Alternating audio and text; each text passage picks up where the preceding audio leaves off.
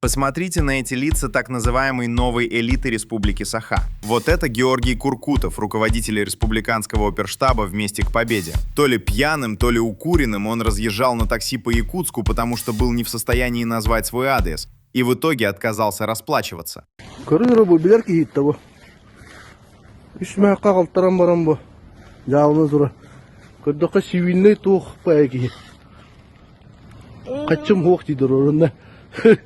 Артист батта.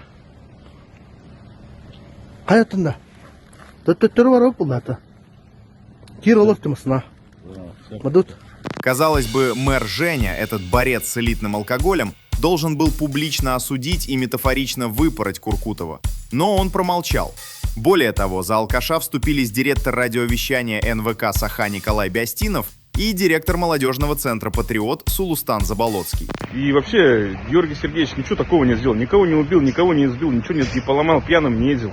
Просто, да, уставший, конечно, поехал на такси. И, к сожалению, таксист какой-то попался там, начал там что-то изображать, там, снимать. Там. Зачем это надо было там еще? Пока мэр Женя пишет этические кодексы для простого люда, шишки живут по понятиям, делая крайними всех, кроме себя. Сколько еще мы будем это терпеть?